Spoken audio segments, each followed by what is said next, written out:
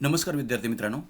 आज आपण कृती मूल्यांकन किंवा कार्य मूल्यांकन त्याला परफॉर्मन्स अप्रायझल असं म्हटलं जातं. हा भाग आपण पाहणार आहोत. वास्तविक कार्य मूल्यांकन हे का केलं जातं किंवा कार्यमान मूल्यांकन का केलं जातं, कृती मूल्यांकन का केलं जातं, त्याचा अर्थ काय होतो, हाही भाग आपण या ठिकाणी समजून घेणं गरजेचं असतं. बऱ्याच वेळेला आपण पाहतो की कर्मचाऱ्यांची नियुक्तीही त्या ठिकाणी वेगवेगळ्या विभागामध्ये केलेली असते आणि त्या विभागामध्ये त्या कर्मचाऱ्यांनी अपेक्षित काम हे करणं गरजेचं असतं किंवा अपेक्षित जी काही कृती असते, त्यांच्यावर सोपवलेली जबाबदारी असते ती त्यांनी पूर्ण करणं गरजेचं असतं. परंतु ते काम त्या पद्धतीने केलं जातं की नाही, ते काम ठरवून दिलेल्या निर्देशांकाप्रमाणे पूर्ण होतं की नाही, हे पाहणंही तितकंच गरजेचं असतं आणि त्यासाठी अशा पद्धतीची व्यवस्था ही प्रत्येक ऑर्गनायझेशनमध्ये केलेली असते. त्या व्यवस्थेलाच आपण काय म्हणत असतो, कार्यमान मूल्यांकन किंवा कृती मूल्यांकन असं म्हणत असतो. म्हणजे ठरवून दिलेल्या पद्धतीनं काम होणं हे गरजेचं आहे. कारण व्यवस्थापन ज्यावेळेला कर्मचाऱ्यांच्यावर खर्च करतं त्यावेळेला कर्मचाऱ्यांनी सुद्धा त्याचे रिटर्न्स हे व्यवस्थापनाला देणं अपेक्षित असतं, अभिप्रेत असतं आणि म्हणून हे कार्यमान मूल्यांकन किंवा कृती मूल्यांकन हे गरजेचं असतं.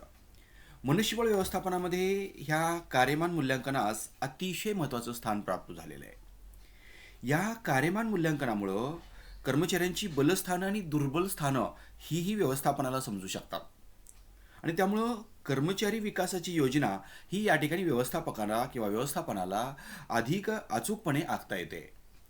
व्यवसाय संस्थेमध्ये कार्य करीत असलेल्या कर्मचाऱ्यांचे गुणदोष, गुणवैशिष्ट्ये, बुद्धिमत्ता, कार्यकौशल्य, मनोबल, विचार, निर्णयशक्ती, त्यांची शारीरिक क्षमता आणि प्रत्येकाची शारीरिक क्षमता ह्या सगळ्या गोष्टी कशा असतात, भिन्न भिन्न असतात आणि हे भिन्न असणे हे नैसर्गिक आहे, लक्षात घ्या. अशा परिस्थितीमध्ये सर्व कर्मचाऱ्यांना समान वेतन, आर्थिक आणि आर्थिकेतर सुविधा, प्रशिक्षण सवलत, बढतीची संधी, अधिकार प्रदान आणि व्यवस्थापन प्रक्रियेत सहभाग देणं हे संयुक्तिक ठरत नाही. त्यामुळं प्रत्येक कर्मचाऱ्यांची सर्वप्रथम योग्यता, पात्रता निश्चित केली पाहिजे आणि ही योग्यता आणि पात्रता निश्चित करून त्यांच्या कार्यक्षमतेच्या आणि कार्यकौशल्याच्या प्रमाणामध्ये त्यांना वेतन आणि इतर सोयी सवलती ह्या देणं गरजेचं असतं आणि ते देणं योग्य ठरतं आणि त्यामुळं कुशल कर्मचारी समाधानी राहतात. त्याचबरोबर अकुशल कर्मचारीही अधिक वेतनाच्या लालसेनं, अधिक वेतन मिळण्याच्या अभिलाषेनं गुणवत्तावाढीकडं प्रयत्न करत असतात. म्हणजे गुणवत्ता वाढ करण्यासाठी ते प्रयत्नशील असतात, लक्षात घ्या. म्हणजेच कार्यमान मूल्यमापनामुळं किंवा कृती मूल्यांकनामुळं कर्मचाऱ्यांची भरती आणि निवडीचं कार्यसुद्धा अचूकपणे पूर्ण झालेलं आहे की नाही हे समजतं. कामाच्या यशस्वीतेसाठी आवश्यक ती पात्रता, योग्यता ही कर्मचाऱ्यांच्या अंगी आहे का की नाही हे पाहण्यासाठी सुद्धा ह्या मूल्यमापनाचा उपयोग होतो, लक्षात घ्या. म्हणून कृती मूल्यांकनामुळं कर्मचाऱ्यांचे गुणदोष समजू शकतात. त्यामुळं कोणत्या कर्मचाऱ्याला कोणत्या गोष्टीची किंवा कोणत्या बाबीची प्रशिक्षण आवश्यक आहे हेही समजतं आणि त्यामुळे योग्य ती प्रशिक्षण व्यवस्थापनाला करता येते. त्याचा परिणाम काय होतो, तर व्यवसायातील सर्व कर्मचाऱ्यांची गुणवत्ता, व्यवसायातील सर्व कर्मचाऱ्यांची कौशल्ये ही वाढीस लागतात. त्याचे दीर्घकालीन लाभ मात्र निश्चितच संघटनेला होतात. कृती मूल्यांकन कर्मचाऱ्यांच्या विकासासाठी योग्य दिशा देण्याचं काम करतो, लक्षात घ्या तुम्ही. म्हणजे कृती मूल्यांकनाच्या आधारे कर्मचारी विकासाची प्रक्रिया अधिक प्रभावीपणे राबवून व्यवसायाचा विकास हा सहज शक्य होतो, लक्षात घ्या. म्हणून व्यवसायाची पूर्वनिर्धारित उद्दिष्टे साध्य करता येतात. व्यवसायाची जी काही पूर्वनिर्धारित उद्दिष्टे असतात ती पूर्वनिर्धारित उद्दिष्टे व्यवसायाला साध्य करता येतात.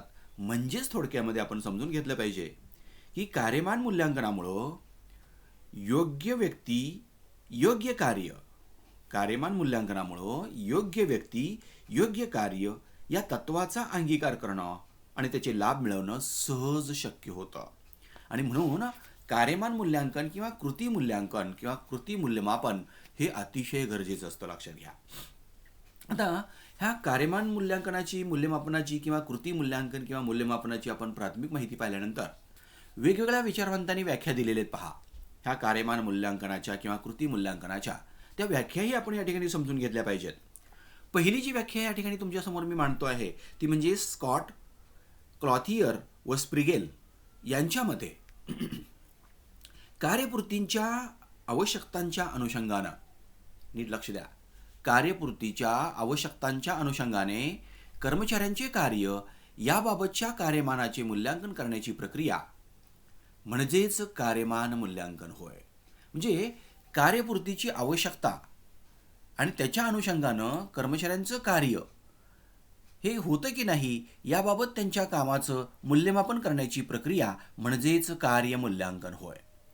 त्यानंतर दुसरी व्याख्या तुमच्यासमोर आहे ती म्हणजे अल्फ्रेड व बेट्टी यांच्या मते विशिष्ट कार्यावर काम करणाऱ्या कर्मचाऱ्यांच्या सेवा, नीट लक्ष द्या, विशिष्ट कार्यावर काम करणाऱ्या कर्मचाऱ्यांच्या सेवा त्यापासून उपक्रमाला किती सापेक्ष लाभ प्राप्त होतो.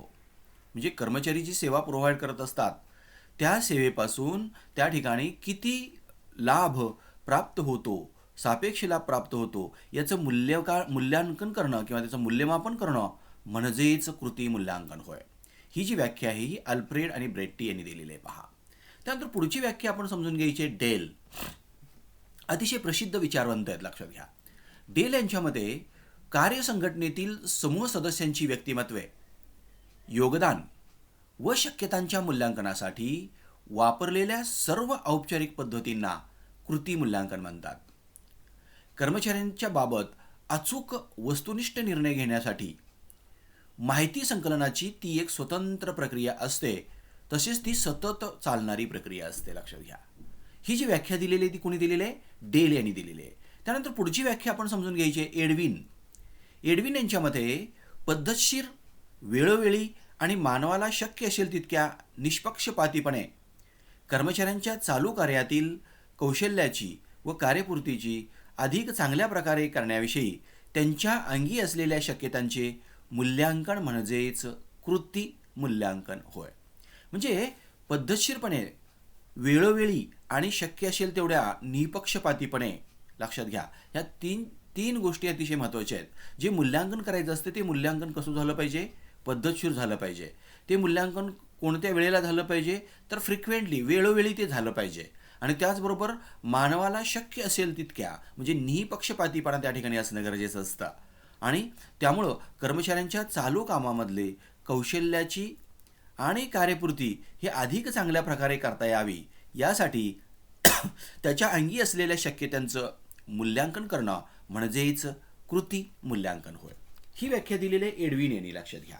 म्हणजे अशा ह्या वेगवेगळ्या 4 व्याख्या आपण त्या ठिकाणी विचारात घेतलेल्या आहेत. आणि त्या व्याख्यांच्यावरून आपल्याला काय समजू शकतं? तर ह्या व्याख्या जर आपण विचारात घेतल्या तर त्या व्याख्याच्यावरून आपल्याला लक्षात येईल की विशिष्ट कार्यावर काम करणाऱ्या कर्मचाऱ्यांची योग्यता, त्यांचे गुण, कौशल्य, अनुभव आणि शिक्षण यांच्या आधारे ते आपल्या कामासाठी किती योगदान देतात, किती योगदान करू शकतात आणि त्यापासून संघटनेला किती लाभ होतो हे जाणून घेण्याच्या दृष्टीने केलेले मूल्यांकन म्हणजेच कृती मूल्यांकन होय. म्हणजे आता ह्या वरील सर्व व्याख्यांचा हा सार आहे, लक्षात घ्या. म्हणजे कर्मचाऱ्यांच्या अंगी किती कौशल्य आहेत, कर्मचाऱ्यांच्या अंगी कोणते गुण आहेत, कर्मचाऱ्यांची पात्रता काय आहे आणि कर्मचाऱ्यांची योग्यता काय आहे, त्यानुसार ते कर्मचारी किती योगदान त्या ठिकाणी देऊ शकतात आणि किती योगदान देतात आणि त्यापासून संघटनेला किती लाभ होतो हे पाहणं आणि हे पाहण्याच्या दृष्टीतून, हे समजून घेण्याच्या दृष्टीतून जे काही मूल्यांकन केलेलं असतं त्या मूल्यांकनाला कृती मूल्यांकन असं म्हटलं जातं. काय म्हटलं जातं?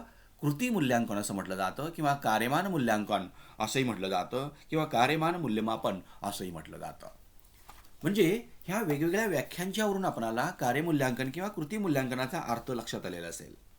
आता त्यानंतर पुढचा जो भाग आहे तो आपण पाहायचा आहे की ह्या कार्यमान मूल्यांकनाची उद्दिष्ट कोणती असतात, कोणकोणती उद्दिष्ट असतात ह्या कार्यमान मूल्यांकनाची किंवा कार्यमान मूल्यमापनाची उद्दिष्ट कोणती असतात, ती उद्दिष्टही आपण या ठिकाणी विचारात घेणं गरजेचं असतं. आता व्यवस्थापन शास्त्रामधले जे प्रसिद्ध विचारवंत आहेत राव व परीख, या विचारवंतांनी कार्यमान मूल्यमापनाची वेगवेगळी उद्दिष्ट सांगितलेली आहेत. पहा, आता ही उद्दिष्ट मी आपल्यासमोर मांडलेली आहेत. त्यामध्ये पहिलं उद्दिष्ट आपण समजून घेतलं पाहिजे की आपल्यातील दोषांवर मात करून, आता प्रत्येकाच्या मध्ये दोष असतात, गुण असतात. सर्वजण काही 100% गुणी असतात आणि सर्वजण 100% दोषी असतात असंही नसतं. परंतु प्रत्येकानं आपल्या दोषावर मात करून, आपल्यामध्ये असणारे दोष असतात त्या दोषांवर मात करून गुणांची वृद्धी करण्यामध्ये प्रयत्न केला पाहिजे. म्हणजे दोष कमी करून आपले गुण कसे वाढतील याचा प्रयत्न केला पाहिजे. आणि त्यासाठी कर्मचाऱ्यांना मदत करणं. त्यामुळं कर्मचाऱ्यांचे वैयक्तिक कार्यमान सुधारतं आणि विभागीय कार्यमान सुद्धा सुधारलं जातं. म्हणून पहिला उद्देश आपण या ठिकाणी समजून घेतला पाहिजे, किंवा पहिलं उद्दिष्ट आपण समजून घेतलं पाहिजे की कर्मचाऱ्यांच्या मधले असलेले दोष असतात ते दोष दूर करून गुण वाढवण्यासाठी प्रयत्न करणं, गुण वाढवण्यासाठी मदत करणं, आणि त्यामुळं कर्मचाऱ्यांचं वैयक्तिक कार्यमान सुद्धा काय होऊ शकतं, सुधारतं, आणि ओघाओघानंच त्या ठिकाणी विभागीय कार्यमान सुद्धा सुधारतं. म्हणून पहिलं उद्दिष्ट आपण या ठिकाणी लक्षात घेतलं पाहिजे की कर्मचाऱ्यांच्यामध्ये असणारे दोष कमी करणं आणि त्यांच्या गुणांच्यामध्ये वृद्धी करणं, हा उद्देश आपण या ठिकाणी समजून घेतला पाहिजे. त्यानंतर पुढचं उद्दिष्ट आपण या ठिकाणी समजून घ्यायचं आहे ते म्हणजे गुणवत्ता मूल्यमापन करणाऱ्या अधिकाऱ्यांकडून प्रत्येक कर्मचाऱ्यास योग्य ते मार्गदर्शन मिळण्याची व्यवस्था मूल्यमापन पद्धतीने केली जाते. लक्षात घ्या. म्हणजे ही जी काही व्यवस्था असते ही मूल्यमापन पद्धतीतच असते. लक्षात घ्या तुम्ही. म्हणजे गुणवत्ता मूल्यमापन करणाऱ्या अधिकाऱ्यांच्याकडून प्रत्येक कर्मचाऱ्याला मार्गदर्शन केलं पाहिजे. ज्या ठिकाणी कर्मचाऱ्यांना गरज असते, ज्या ज्या ठिकाणी मार्गदर्शनाची गरज असते, ज्या ज्या ठिकाणी सल्ल्याची गरज असते, त्या ठिकाणी अशा मार्गदर्शकांनी कर्मचाऱ्यांना काय केलं पाहिजे, मार्गदर्शन दिलं पाहिजे. आणि ते मार्गदर्शन देण्याची व्यवस्था ही मूल्यमापन पद्धतीमध्येच अंतर्भूत असते. लक्षात घ्या. आणि ते अंतर्भूत करण्याच्या उद्देशानं हे कार्यमान मूल्यमापन हे केलं जातं. त्यानंतर पुढील उद्दिष्ट आपण लक्षात घेतलं पाहिजे की कर्मचाऱ्यांच्या सहभागाने वाजवी उद्दिष्टे निश्चित करणे. आता बऱ्याच वेळेला उद्दिष्टही निश्चित केले जातात, परंतु त्यामध्ये कर्मचाऱ्यांचा सहभाग हा अतिशय महत्त्वाचा असतो. कर्मचाऱ्यांचा सहभाग घेतला जातो का वेळोवेळी? तर घेतला पाहिजे. घेतला जातो की नाही हा संशोधनाचा भाग आहे. म्हणून कर्मचाऱ्यांचा त्या ठिकाणी सहभाग घेतला पाहिजे आणि कर्मचाऱ्यांच्या सहभागानं संघटनेची जी उद्दिष्टे असतात ती उद्दिष्टे वाजवी प्रमाणामध्ये निश्चित करणं गरजेचं असतं. आणि म्हणून कार्यमान मूल्यांकनाचं किंवा मूल्यमापनाचं उद्दिष्ट हेही आपण या ठिकाणी लक्षात घेणं गरजेचं असतं. त्यानंतर पुढील उद्दिष्ट आपण लक्षात घ्यायचं आहे ते म्हणजे वेतन व्यवस्थेत आधारभूत माहिती पुरविणं. आता वेतन व्यवस्था जी असते त्या वेतन व्यवस्थेला आधारभूत माहिती ही पुरवली पाहिजे. आता उदाहरणार्थ कोणती माहिती पुरवली पाहिजे आधारभूत? तर कर्मचाऱ्यांनी किंवा कामगारांनी नेमकं काम किती केलेलं आहे विशिष्ट काळामध्ये, उदाहरणार्थ एका महिन्यामध्ये, तर त्या महिन्यामध्ये कोणत्या शिफ्टमध्ये किती प्रमाणामध्ये काम झालेलं आहे, उत्पादनाचं कार्य किती प्रमाणामध्ये झालेलं आहे, याबाबतची सर्व माहिती ही आधारभूत पद्धतीनं वेतन व्यवस्थेला पुरवणं गरजेचं असतं. आणि त्या उद्देशानं सुद्धा, म्हणजे हे एक उद्दिष्ट असतं लक्षात घ्या, आणि त्यासाठी सुद्धा त्या कर्मचाऱ्यांचं मूल्यमापन, कर्मचाऱ्याच्या कार्याचं मूल्यांकन हे केलं जातं. म्हणून हे एक उद्दिष्ट आपण या ठिकाणी लक्षात घेणं गरजेचं असतं. त्यानंतर पुढील उद्दिष्ट आपण लक्षात घ्यायचं आहे संघटनेत आदर्श वातावरण आणि संस्कृती निर्माण करण्यासाठी मदत करणं. आता सगळ्यात महत्त्वाचा जो भाग असतो तो म्हणजे संघटनेमधलं वातावरण हे आदर्श असलं पाहिजे आणि संघटनेमध्ये वर्क कल्चर निर्माण झालं पाहिजे, कार्य संस्कृती निर्माण झाली पाहिजे. आणि अशा पद्धतीचं वातावरण आदर्श निर्माण करण्यासाठी आणि संस्कृती निर्माण करण्यासाठी, कार्यसंस्कृती निर्माण करण्यासाठी अशा मूल्यमापनाचा किंवा मूल्यांकनाचा आधार असतो. लक्षात घ्या. त्याची मदत असते आणि त्यासाठी सुद्धा संघटनेला अशा पद्धतीची मदत करण्याच्या उद्देशानं कर्मचाऱ्यांच्या कार्याचं काय केलं जातं, मूल्यमापन केलं जातं. त्यानंतर पुढील उद्दिष्ट आपण लक्षात घ्यायचं आहे ते म्हणजे भविष्यकाळात संघटनेसाठी उच्च प्रतीचे कार्य करू शकतील. नीट लक्ष द्या. भविष्य काळामध्ये संघटनेसाठी उच्च प्रतीचे कार्य करू शकतील असे कर्मचारी शोधून त्यांना प्रेरित करण्यासाठी आणि प्रशिक्षण देऊन त्यांचा विकास करण्यास मदत करणं. म्हणजे उच्च प्रतीचं कार्य करू शकणाऱ्या कर्मचाऱ्यांचा पहिल्यांदा शोध घ्या आणि तो शोध घेऊन त्यांना चांगल्या पद्धतीचं कार्य करण्यासाठी प्रेरित करा आणि त्यांना प्रशिक्षण द्या आणि त्यांचा विकास करा. आणि अशा पद्धतीचं हे एक उद्दिष्ट त्या ठिकाणी कार्यमान मूल्यांकनाचं किंवा कार्यमान मूल्यमापनाचं या ठिकाणी आपण समजून घेतलं पाहिजे. आणि त्यानंतर शेवटचं उद्दिष्ट आपण लक्षात घ्यायचं आहे ते म्हणजे कर्मचाऱ्यांच्या विषयी आवश्यक महत्त्वाची आणि विश्वसनीय माहिती, कर्मचाऱ्यांच्या विषयीची आवश्यक असणारी माहिती, महत्त्वाची असणारी माहिती आणि विश्वसनीय माहिती गोळा करून गरजेनुसार ती उपलब्ध करून देणं. म्हणजे कर्मचाऱ्यांच्या बाबतची संघटनेला असणारी आवश्यक असणारी माहिती, महत्त्वाची असणारी माहिती आणि त्यामध्ये रिलायबिलिटी सुद्धा असली पाहिजे, विश्वसनीयता सुद्धा असली पाहिजे आणि अशा पद्धतीची विश्वसनीय माहिती गोळा करून ती माहिती संघटनेच्या गरजेनुसार ती उपलब्ध करून देणं हे एक उद्दिष्ट त्या ठिकाणी कार्यमान मूल्यमापनाचं असतं, लक्षात घ्या. म्हणजे अशा पद्धतीने 1 + ½ डझन म्हणजे 7 प्रकारची उद्दिष्टे ह्या कार्यमान मूल्यमापनाची आपण या ठिकाणी विचारात घेतलेले आहेत, लक्षात घ्या. आणि त्यानंतर पुढचा जो भाग आहे तो आपण पाहायचा आहे की कृती मूल्यमापनाचे किंवा कार्यमान मूल्यांकनाचे किंवा कृती मूल्यांकनाचे उद्देश किंवा हेतू, म्हणजे कोणत्या हेतूनं मूल्यमापन केलं जातं, कोणत्या हेतूनं मूल्यांकन केलं जातं, कोणत्या उद्देशानं मूल्यांकन केलं जातं, ते हेतू किंवा उद्देश आपण या ठिकाणी लक्षात घेतले पाहिजे. आता डग्लस मॅग्रेअर या विचारवंतांच्या मते औपचारिक कृती मूल्यांकन योजना ही त्या ठिकाणी राखलेली जाते. कोणती योजना असते?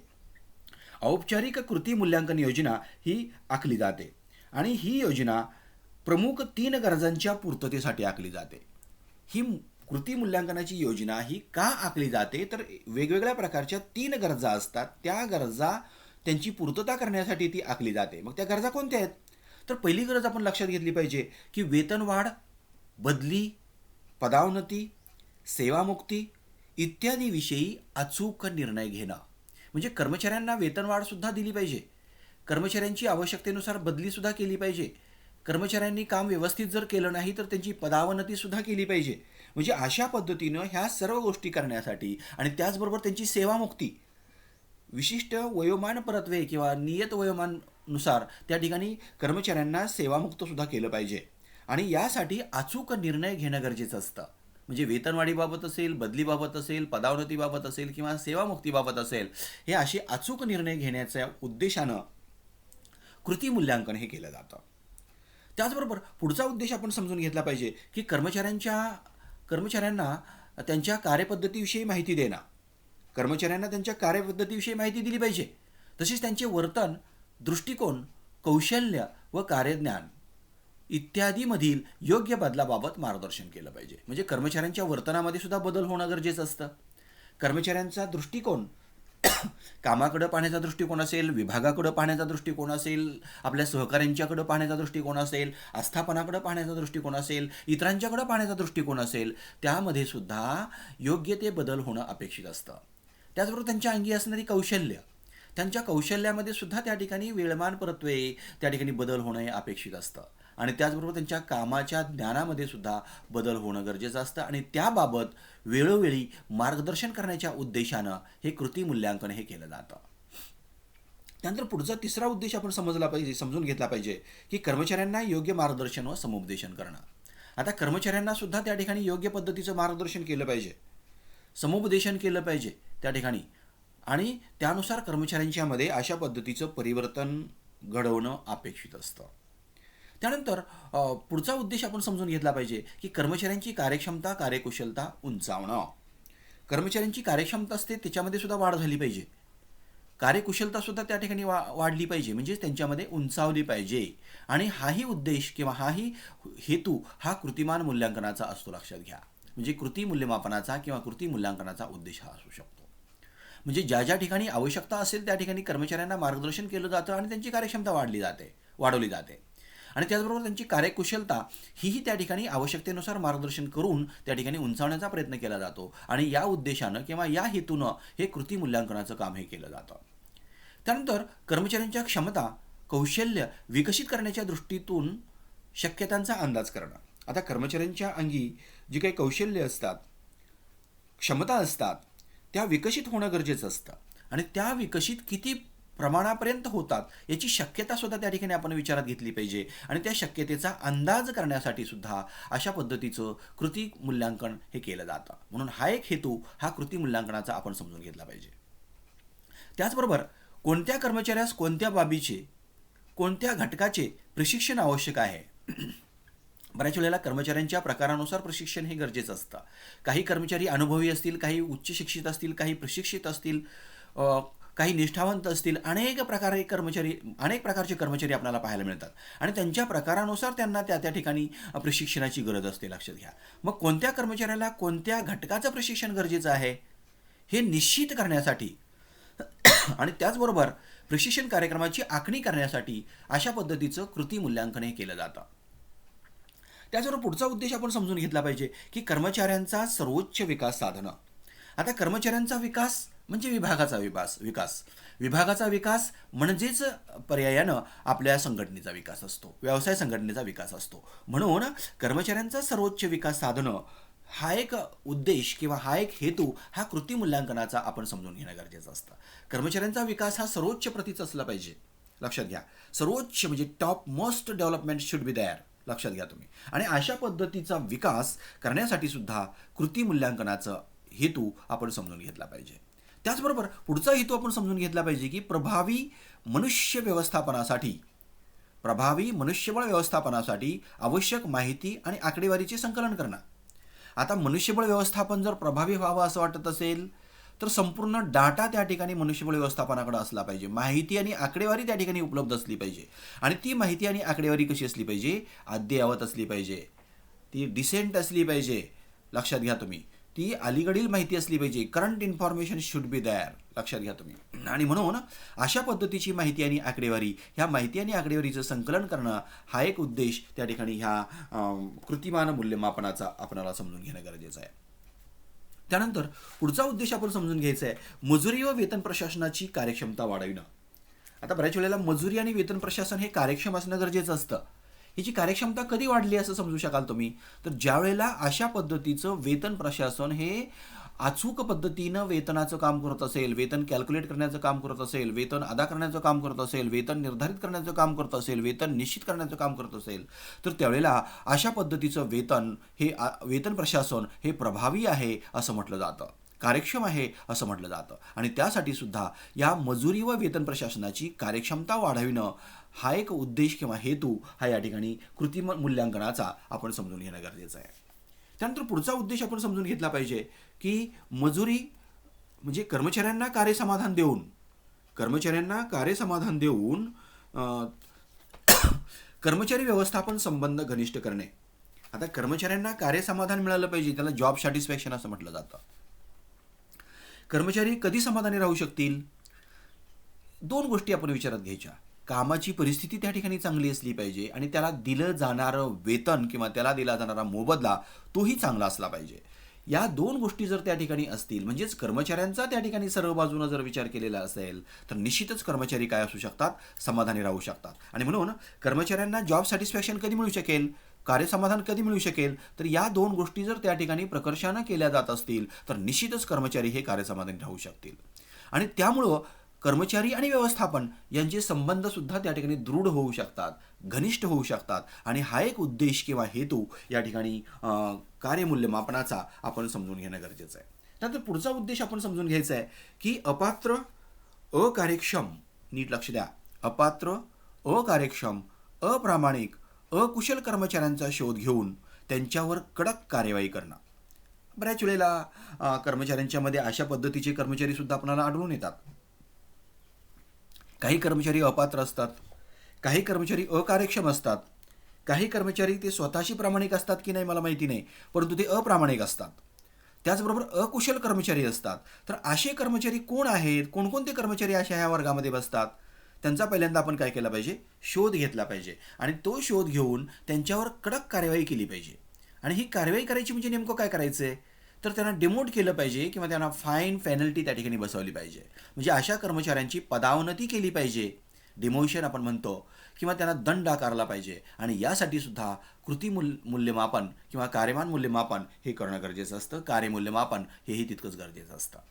त्यानंतर पुढचा उद्देश आपण समजून घेतला पाहिजे की कर्मचारी समूहातील आंतरसंबंधामध्ये एकरूपता, इंटर रिलेशन्स आपण म्हणतो, आणि त्याच्यामध्ये सुद्धा एकरूपता असली पाहिजे. त्यांच्यामध्ये सलोखा असला पाहिजे, कारण संबंध हे सलोख्याचे असले पाहिजेत. Relationship should be healthy. What type of relationship should be there? Healthy relationship should be there. And such type of relations you should have to create as a manager, okay? And for that purpose also such type of a performance appraisal is done. म्हणजे कर्मचाऱ्यांच्या समूहामधील आंतरसंबंधामध्ये एकरूपता, सलोखा आणि स्नेह प्रस्थापित करणं या उद्देशानं सुद्धा कार्यमान मूल्यांकन हे केलं जातं, कार्यमूल्यांकन केलं जातं, कृती मूल्यांकन हे केलं जातं. त्याचबरोबर कर्मचाऱ्यांना त्यांच्या दोष, उणिवा आणि चुकांची जाणीव करून देणं. प्रत्येकामध्ये दोष असतात, मी सांगितलं तुम्हाला, परंतु त्या दोषांची जाणीव त्या ठिकाणी त्यांना करून दिली पाहिजे. आणि त्याचबरोबर अशा पद्धतीनं ते दोष त्या ठिकाणी आपण समजून घेतले पाहिजे, त्यांना त्या दोषांची जाणीव करून दिली पाहिजे, चुकांची जाणीव करून दिली पाहिजे आणि त्यांच्या निरसनासाठी योग्य ते मार्गदर्शन हे करणं गरजेचं असतं. लक्षात घ्या तुम्ही. आणि म्हणून कर्मचाऱ्यांच्या अंगी असणारे दोष किंवा चुका ह्या आपण समजून घेतल्या पाहिजेत आणि त्या दोष, चुका, उणीवा ह्या कमी करण्याचा प्रयत्न हा त्या ठिकाणी केला पाहिजे. आणि म्हणून आपण या ठिकाणी लक्षात घ्यायचं आहे की कर्मचाऱ्यांचे दोष आणि चुका, उणीवा दुरुस्त करण्यासाठी, दूर करण्यासाठी अशा पद्धतीचं कार्यमान मूल्यमापन हे करणं गरजेचं असतं. म्हणून हा एक उद्देश आपण या ठिकाणी समजून घेतला पाहिजे. लक्षात घ्या तुम्ही. म्हणून आणखी एक गोष्ट आपण लक्षात घ्यायची आहे की हा उद्देश काय असतो कर्मचाऱ्यांचा कृती मूल्यांकनाचा, तर हा एक असतो. लक्षात घ्या. त्यानंतर पुढील उद्देश आपण समजून घेतला पाहिजे, पर्यवेक्षणामध्ये कार्यक्षमतेनं भाग घेणं. आता पर्यवेक्षकांना पर्यवेक्षण कार्यामध्ये कार्यक्षमतेने भाग घेण्यास भाग पाडणं म्हणजे पर्यवेक्षकांनी त्यांचं पर्यवेक्षणाचं कार्य कसं केलं पाहिजे, कार्यक्षमतेने केलं पाहिजे. पर्यवेक्षकांनी पर्यवेक्षणाचं काम हे कार्यक्षमतेने केलं पाहिजे आणि असं पर्यवेक्षणाचं काम कार्यक्षमतेनं करण्यासाठी त्यांना भाग पाडणं आणि त्या उद्देशानं सुद्धा कृती मूल्यांकन हे केलं जातं किंवा कृती मूल्यमापन हे केलं जातं. त्यानंतर पुढचा उद्देश आपण समजून घेतला पाहिजे, तो म्हणजे किंवा पुढचा हेतू आपण समजून घेतला पाहिजे कृती मूल्यांकनाचा, मूल्यमापनाचा. तो म्हणजे किंवा उद्देश आपण समजून घेतला पाहिजे की तो कोणता असू शकतो. तर त्या ठिकाणी त्यामध्ये कर्मचाऱ्यांचे जे काही घटक असतात, कर्मचारी घटकांची विविध बाबीच्या अनुषंगानं संशोधन करणं, कर्मचारी घटकांचं विविध बाबींच्या अनुषंगानं संशोधन करायचं. आता कोणत्या बाबी असतात, त्यांची क्षमता, त्यांची कार्यक्षमता, उत्पादन क्षमता, प्रत्यक्ष काम याबाबत संपूर्ण गोष्टीचं संशोधन करणं गरजेचं असतं आणि त्यामुळं मनुष्यबळ व्यवस्थापनाचा काय होतो, विकास होतो. म्हणून हा एक उद्देश आपण या ठिकाणी समजून घेतला पाहिजे. आणि त्याचबरोबर कर्मचारी भरती आणि निवड प्रक्रिया ही अचूक असली पाहिजे आणि अशा कर्मचाऱ्यांच्या भरती आणि निवड प्रक्रियेमध्ये अचूकता वाढवण्याच्या उद्देशानं त्यांच्या कामाचं त्या ठिकाणी काय केलं जातं, मूल्यमापन केलं जातं किंवा मूल्यांकन केलं जातं. त्याचबरोबर कृती मूल्यांकन केल्यामुळं कर्मचाऱ्यांना स्वतःच्या गुणदोषाची जाणीव होते. लक्षात घ्या तुम्ही. बऱ्याच वेळेला प्रत्येकाला आपल्या गुणदोषाची जाणीव होतेच असं नाही, परंतु जर अशा पद्धतीचं कृती मूल्यांकन जर केलं जात असेल तर कर्मचाऱ्यांना स्वतःच्या गुणदोषाची जाणीव होते. मूल्यांकनकर्त्याच्या मार्गदर्शनानुसार ते आपल्या दोषांचे निर्मूलन करतात. लक्षात घ्या. म्हणजे मूल्यांकन करणारे जे काही मार्गदर्शक असतात त्यांच्या मार्गदर्शनाखाली ते आपले जे दोष असतात, आपले दोष कमी करण्याचा प्रयत्न करतात आणि त्याचबरोबर आपल्या गुणांचं संवर्धन करून स्वतःचा व्यक्तिमत्व विकास घडविण्याचं काम हे त्या ठिकाणी केलं जातं. आणि म्हणून हा एक उद्देश किंवा हेतू हा कार्यमूल्यमापनाचा आपण समजून घेतला पाहिजे. आणि शेवटचा उद्देश आपण या ठिकाणी लक्षात घ्यायचा आहे तो म्हणजे कर्मचाऱ्यांना अचूक कार्यप्रेरणा आणि निर्देशन करणे. कर्मचाऱ्यांना अचूक पद्धतीनं प्रेरित केलं पाहिजे. कर्मचाऱ्यांना अशा पद्धतीच्या अचूक कार्यप्रेरणा दिल्या पाहिजेत आणि त्यांना निर्देशन सुद्धा दिलं पाहिजे. निर्देशन करणं, डायरेक्शन करणं, it should be also and motivations and incentives are also required. लक्षात घ्या तुम्ही. कर्मचाऱ्यांना अशा पद्धतीचे मोटिवेशन्स, प्रेरणा आपण म्हणतो, नॉट अ छोटिवेशन, मोटिवेशन्स त्याला प्रेरणा असं म्हटलं जातं आणि त्याचबरोबर त्यांना निर्देशन करणं तेही गरजेचं असतं. म्हणजे अशा पद्धतीनं शेवटचा उद्देश आपण या ठिकाणी कार्यमूल्यमापनाचा विचारात घेतलेला आहे. तो म्हणजे कोणता, कर्मचाऱ्यांना अचूक कार्यप्रेरणा आणि निर्देशन करणं. ह्या विविध माझ्या माहितीप्रमाणे 1.25 डझन हेतू म्हणजे 15 मुद्दे आपण या ठिकाणी चर्चा केलेली आहे आणि ह्या वेगवेगळ्या 15 हेतूंच्यासाठी कार्यमूल्यमापन किंवा मूल्यांकन हे केलं जातं. त्यानंतर पुढचा जो भाग आहे तो आपण पाहायचा आहे की कृती किंवा कार्यमूल्यमापनातील मूल्यांकनातील अवस्था किंवा टप्पे. कोणकोणते टप्पे असतात. आता मूल्यांकन करायचं आहे, मूल्यमापन करायचं आहे म्हटल्यानंतर त्या ठिकाणी काही पायऱ्या असतात. त्या पायऱ्यासुद्धा आपण त्या ठिकाणी निश्चित केल्या पाहिजेत, लक्षात घेतल्या पाहिजेत. कारण त्याशिवाय तुमचं मूल्यांकनाचं कार्य तुम्हाला सुरू करता येत नाही. कारण प्रोसेस म्हटलं की त्या ठिकाणी, प्रक्रिया म्हटलं की त्या ठिकाणी टप्पे आले, अवस्था आल्या. मग त्या कोणकोणत्या अवस्था असतात त्या अवस्थाही आपण या ठिकाणी समजून घेतल्या पाहिजेत. आता पहिली जी अवस्था असते, आता तुमच्या लक्षात येते का पहा, ह्या वेगवेगळ्या अवस्था तुमच्या ह्या चार्टमध्ये सांगितलेल्या आहेत पहा. म्हणजे आता इथं आपण लक्षात घेतलं पाहिजे की कृती मूल्यांकनाचं कार्य जेवढं महत्त्वाचं असतं तितकंच ते कौशल्याचं सुद्धा असतं. लक्षात घ्या तुम्ही. म्हणजे अशा पद्धतीनं प्रभावी कृती मूल्यांकन जर करावं असं वाटत असेल तर त्या मूल्यांकनाची जबाबदारी ही योग्य आणि तज्ज्ञ व्यक्तीवर सोपवली पाहिजे. म्हणजे मूल्यांकनकर्त्यानं काळजीपूर्वक, शास्त्रीय पद्धतीनं आणि वस्तुनिष्ठपणे कृती मूल्यांकनाचं कार्य पूर्ण केलं पाहिजे. कृती मूल्यांकनाच्या कार्यपद्धतीमध्ये कृती मूल्यांकनाच्या कार्यपद्धतीमध्ये वेगवेगळ्या अवस्था असतात. आता ह्या अवस्था तुमच्यासमोर मी चार्टमध्ये मांडलेल्या आहेत. माझ्या माहितीप्रमाणे ह्या हाफ डझन अवस्था आहेत. हे टप्पे आहेत. किती? 6 टप्पे त्या ठिकाणी दिसतात आपणाला. 6 अवस्था या ठिकाणी पाहायला मिळतात. त्या कोणकोणत्या अवस्था आहेत हेही आपण समजून घेतलं पाहिजे. पहिली जी अवस्था आहे ती म्हणजे प्रमाण निश्चित करणं. म्हणजे कामाचं प्रमाण पहिल्यांदा निश्चित तुम्ही केलं पाहिजे आणि त्यानुसार तुम्हाला इव्हॅल्युएशन किंवा व्हॅल्युएशन करता येतं. लक्षात घ्या, मूल्यांकन करता येतं. आणि म्हणून कामाचं प्रमाण निश्चित केलं पाहिजे. फॉर एक्झाम्पल, एका शिफ्टमध्ये एका कर्मचाऱ्यानं किती युनिट उत्पादित केले पाहिजेत. एक शिफ्ट 8 तासाची असते. त्या शिफ्टमध्ये 8 तासामध्ये एखाद्या कर्मचाऱ्यांनी किंवा एखाद्या कामगारानं किती उत्पादन केलं पाहिजे. फॉर एक्झाम्पल, 8 तासामध्ये 80 युनिट तयार झाले पाहिजेत. म्हणजे एका तासाला 10 युनिटचं उत्पादन करणं अभिप्रेत आहे. म्हणजे अशा पद्धतीनं हे प्रमाण पहिल्यांदा तुम्ही काय केलं पाहिजे, निश्चित केलं पाहिजे. त्यानंतर दुसरी अवस्था आपण समजून घ्यायची आहे, कर्मचाऱ्यांना त्या प्रमाणांची माहिती देणं. दुसरा टप्पा आपण या ठिकाणी विचारात घेतो आहोत की कर्मचाऱ्यांना जे काही प्रमाण तुम्ही निश्चित केलेलं असतं त्या प्रमाणाची माहिती दिली पाहिजे. तुम्ही त्यांना सांगितलं पाहिजे की 8 तासामध्ये बाबांनो तुम्हाला 80 युनिट तयार करणं अपेक्षित आहे. 80पेक्षा जास्त युनिट तयार केले तर स्वागतच असेल. तुम्हाला त्याबद्दल इन्सेंटिव्स दिले जातील, त्याबद्दल तुम्हाला बोनस दिला जाईल, त्याबद्दल तुम्हाला आणखी काही अभिप्रेरणा दिल्या जातील. परंतु कमीत कमी तुम्ही किती युनिट तयार केले पाहिजेत? 8 तासामध्ये 80 युनिट तयार केले पाहिजेत. अशा पद्धतीची ही जी काही प्रमाण असतं त्या प्रमाणाची माहिती कर्मचाऱ्यांना देणं गरजेचं असतं. आणि त्यानंतर तिसरी अवस्था आपण समजून घ्यायची आहे की कर्मचाऱ्यांनी प्रत्यक्ष जी काही कृती केलेली असते त्या कृतीचं मापन करणं. मग आता तुम्हाला सांगितलेलं आहे, कर्मचाऱ्यांना सांगितलेलं आहे तुम्ही की 8 तासामध्ये किती उत्पादन झालं पाहिजे. 8 तासामध्ये 80 युनिट झाले पाहिजेत हे तुम्हाला सांगितलेलं आहे, कर्मचाऱ्यांना सांगितलेलं आहे. आणि मग त्यावेळेला प्रत्यक्ष काम ज्या वेळेला होतं त्यावेळेला ते प्रत्यक्ष किती उत्पादन झालेलं आहे याचीही मोजमाप तुम्ही केलं पाहिजे. म्हणजे 8 तासामध्ये एका शिफ्टमध्ये एका कर्मचाऱ्यानं किती उत्पादन केलेलं आहे. 80 युनिट तयार करायला सांगितलेले होते, मग त्या कर्मचाऱ्यांना 70 युनिट तयार केले का 90 युनिट तयार केले का 80 युनिट तयार केले, याबद्दलचं मापन झालं पाहिजे, मोजमाप झालं पाहिजे. आणि म्हणून ही तिसरी अवस्था आपण या ठिकाणी विचारात घेतली पाहिजे, ती म्हणजे कृतीचं मापन. त्यानंतर पुढची अवस्था आपण लक्षात घ्यायची आहे, कृती मूल्यमापनामधली पुढचा टप्पा आपण विचारात घ्यायचा आहे, ते म्हणजे अपेक्षित आणि प्रत्यक्ष कृतीची तुलना.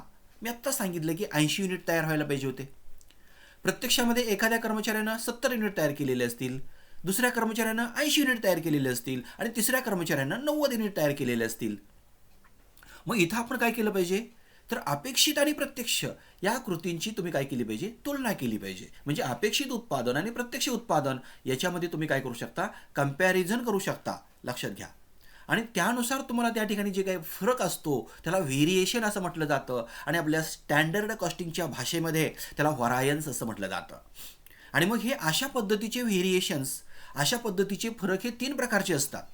मी आत्ता सांगितले की 8 तासामध्ये 80 युनिट तयार करणं, काही कर्मचाऱ्यांनी 70 युनिट तयार केलेले असतील तर तिथं 10 युनिट कमी केलेले आहेत, 10 युनिट कमी उत्पादन केलेलं आहे. हे व्हेरिएशन जे आहे हे या ठिकाणी मायनस आलेलं आहे. लक्षात घ्या. त्याला व्हरायन्स असं म्हटलं जातं आणि ते ॲडव्हर्स व्हरायन्स असं म्हटलं जातं. म्हणजे ही तुलना करून तुम्हाला त्या ठिकाणी फरक समजून घेता येतो. त्यानंतर दुसऱ्या कर्मचाऱ्यांना समजा 8 तासामध्ये 80 युनिट तयार केलेले असतील, अपेक्षित 80, प्रत्यक्ष 80, याच्यामध्ये काय फरक आहे का? नाही. परंतु स्टँडर्ड कॉस्टिंगच्या भाषेमध्ये मात्र निश्चितच त्या ठिकाणी फरक आहे. ते व्हेरिएशन आपल्याला पाहायला मिळेल, ते व्हरायन्स असेल नील. नील म्हणजे अजिबात नाही फरक, तर देखील ते व्हरायन्स त्या ठिकाणी असतं, त्याला नील व्हरायन्स असं म्हटलं जातं. आणि तिसरा कर्मचारी जो असतो तो 8 तासामध्ये 80 युनिट तयार करायला सांगितलेले असताना तो 90 युनिट तयार करतो, म्हणजे तो कार्यक्षम कर्मचारी असतो. म्हणजे या ठिकाणी 10 युनिट त्याने जास्त तयार केलेले आहेत. म्हणजे अशा पद्धतीनं ज्या कर्मचाऱ्यांनी अपेक्षित निर्धारित उद्दिष्ट अपेक्षित वेळेमध्ये पूर्ण केलेले असतील अशा कर्मचाऱ्यांचा शोध तुम्ही घेतला पाहिजे. त्याचबरोबर काही कर्मचारी असे असतात की अपेक्षित आणि प्रत्यक्ष हे उद्दिष्ट सारखंच असतं, त्यांचं अपेक्षित कार्य आणि प्रत्यक्ष कार्य सारखंच असतं.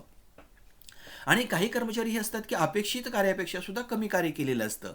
म्हणून प्रत्यक्ष काम आणि अपेक्षित काम याची तुम्ही काय केली पाहिजे, तुलना केली पाहिजे. म्हणून ही चौथी अवस्था या ठिकाणी आपण विचारात घेतली पाहिजे कृती मूल्यांकनाची, ती म्हणजे अपेक्षित आणि प्रत्यक्ष कृतीची तुलना.